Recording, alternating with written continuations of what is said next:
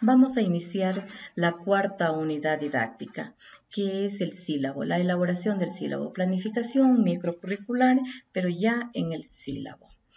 Entonces tenemos el sílabo, que es un instrumento de planificación.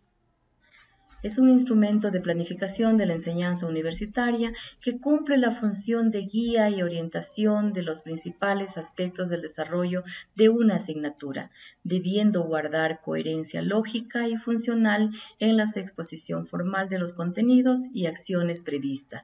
Es conocido como el documento donde se formula la programación del proceso de aprendizaje de un área o subárea, recoge y organiza pedagógicamente las orientaciones del currículo.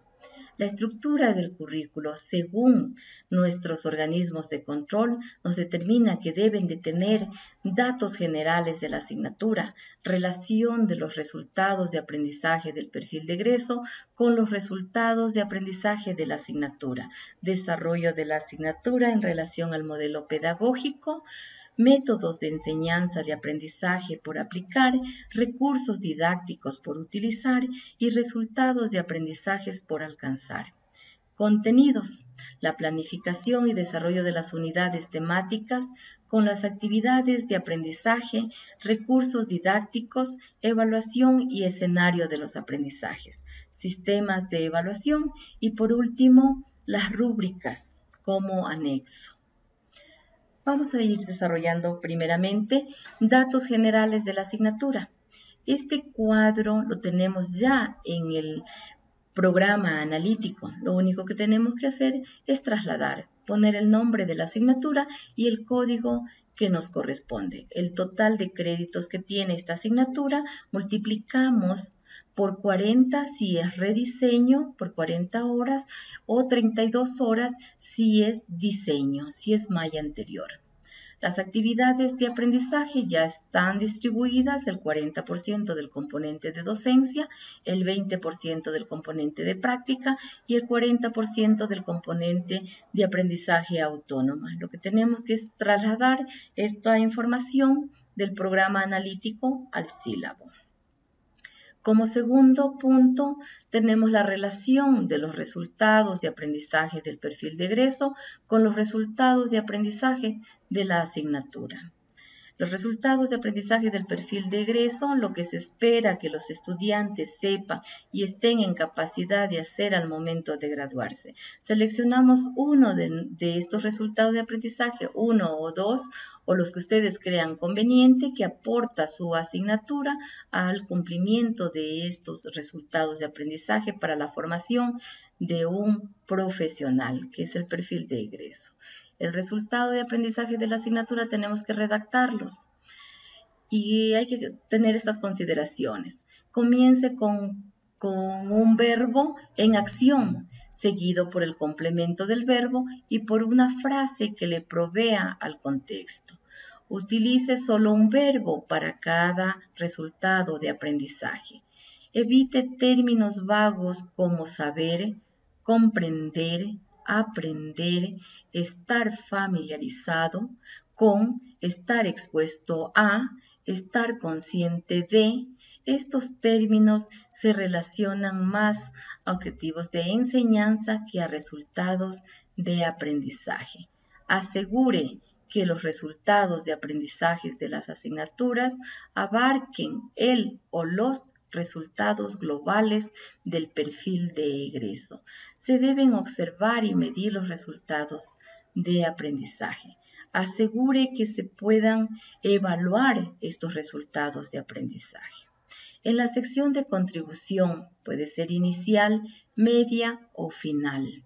Aquí solamente debe de elegir en qué nivel están. Si están en los primeros niveles de primero al tercero, es una contribución inicial. Si está desde el cuarto hasta séptimo, está en la media. Octavo y noveno como contribución final. La estructura del sílabo también contiene los objetivos. Hay que trasladar. Se trasladan esos objetivos de la asignatura que constan en el programa analítico. Solo esta sección. Objetivos de la asignatura, tantos general como específicos. Como el punto 4 vamos a desarrollar la asignatura con relación al modelo pedagógico. Se describe cómo se desarrolla la asignatura de acuerdo al modelo pedagógico de la carrera, es decir, al diseño o rediseño curricular de la carrera. ¿Con relación a qué? A los objetivos de la carrera, al estudio de pertinencia, a los objetos de estudio, al campo de estudio, al perfil de egreso y a las metodologías y ambientes de aprendizaje. Una breve descripción de cada uno de estos componentes nos llevan a desarrollar este punto.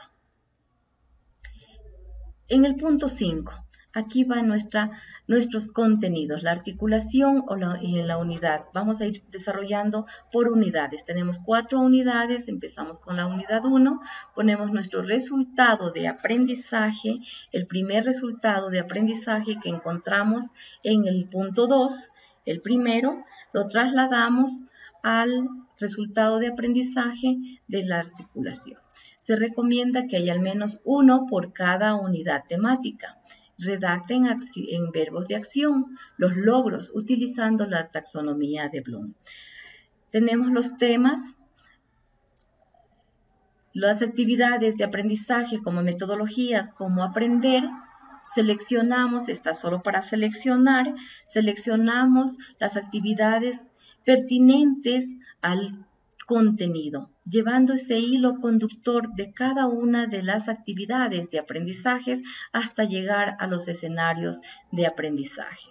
Es decir, el contenido que se describe en esta unidad debe de ir coherente con las actividades de aprendizajes que va a ser asistida por el profesor, colaborativa, en prácticas, en actividades autónomas, qué recursos didácticos va a utilizar, evaluación, qué estrategia evaluativa va a utilizar para este contenido y en el escenario en donde lo va a realizar, en la aula o en el laboratorio. También hay que ponerles el código del libro que estamos utilizando y las páginas. Este es para mayor interpretación y ayuda a los evaluadores cuando nos revisan lo que es los sílabos.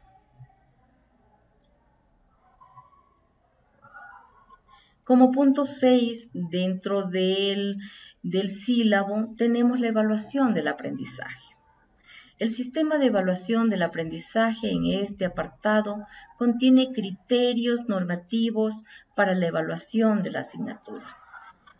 Puede ser diagnóstica, debe de ser diagnóstica, formativa y sumativa, según las consideraciones del reglamento de sistema de evaluación estudiantil.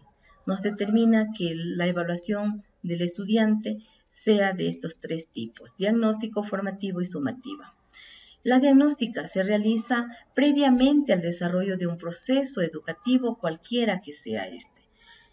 La evaluación formativa se realiza en el proceso de enseñanza-aprendizaje con lo que se debe considerarse como parte reguladora y consustancial del proceso.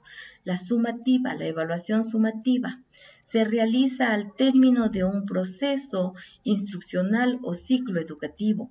También se lo denomina como una evaluación final.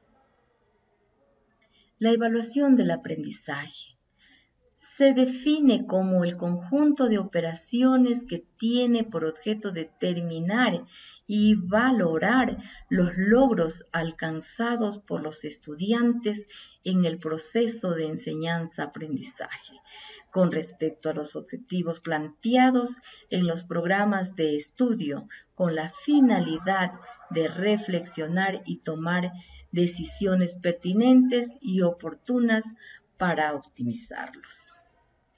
Medición y evaluación. ¿Qué significa medición y qué significa evaluación? La medición se limita a otorgar un valor cuantitativo y la evaluación incluye también valores cualitativos fundamentados en juicios de valor sobre el objeto evaluado. Se puede afirmar que la evaluación implica la medición, pero siempre la supera. Nuestro sistema del reglamento del Sistema de Evaluación Estudiantil del CES del 2016, de mayo del 2016, en el artículo 8 nos determina ya los elementos del sistema interno de evaluación de los aprendizajes. Y nos dice que todas las IES deberán definir dentro de su sistema de evaluación interno al menos los siguientes elementos. Criterios de evaluación. Dice que los estudiantes tienen derecho a conocer previa a la evaluación el objeto de esta, así como los criterios, medios, ambientes e instrumentos que serán utilizados. Y antes de que se registren o consignen las calificaciones, a ser informados los resultados de la misma. Debemos de dar a conocer a nuestros estudiantes cómo vamos a evaluarlos. La escala de valoración, otro elemento que nos determina el artículo 8, es que las 10, nuestra universidad establecerá en su normativa interna los métodos de cálculo, escalas y valores mínimos de los resultados de la evaluación necesaria para considerar que las asignaturas, cursos o equivalentes han sido aprobados por los estudiantes. Las IES deberán contar con una misma escala de valoración interna para todas sus carreras y programas. Como tercer elemento tenemos las equivalencias. Cada IES dará cuenta del nivel de desempeño de sus estudiantes, deberá establecer escalas institucionales de valoración de los aprendizajes, independientemente de las escalas internas y de las formas de valoración utilizadas a efectos de favorecer la movilidad nacional estudiantil. Se considera las siguientes equivalencias. El CES nos da como equivalencias la excelente, muy bueno, bueno, regular y deficiente. Y nosotros como universidad tenemos que definir nuestro rango, que tenemos ya nuestro reglamento del sistema de evaluación interna que nos dicen de 9 a 10 es excelente, de 8 a 8.9 muy bueno, de 7 a 7.9 bueno y de 6 a 6.9 regular. Menos de 6 es deficiente. Como anexo tenemos y como parte también de un instrumento de evaluación las rúbricas que nos permiten valorar el desempeño de los estudiantes a través de criterios o dimensiones que aporten al aprendizaje. Una rúbrica es una matriz de valoración de doble entrada que contiene criterios o aspectos a evaluar y escalas de calificación, tanto cuantitativas como cualitativas. Esto sería una matriz de una rúbrica. Aspectos a evaluar, una escala de calificación y los criterios con que voy a evaluar. Tenemos un ejemplo de una rúbrica de una prueba escrita. Un criterio sería, o un aspecto a evaluar sería, el dominio del contenido. Ideas claras y expresión lógica, un análisis y los conocimientos recibidos. En excelente tenemos como una muestra de dominio, demuestra muy alto dominio del contenido requerido. La información es relevante, precisa y está escrita en forma coherente.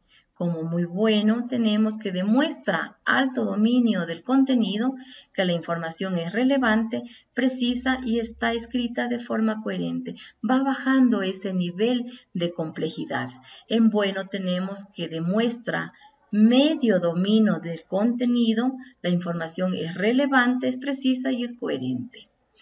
Como regular demuestra bajo dominio del contenido, la información es precisa y es escrita de forma poco coherente. Y como deficiente, tenemos que demuestra bajo dominio del contenido, la información no es relevante, no es precisa y no está escrita en forma coherente. Como para finalizar, damos un modelo de sílabo que va a ser nuestro producto entregable en nuestras tareas y hemos terminado nuestro curso de planificación microcurricular. Con ustedes, muchas gracias por su atención.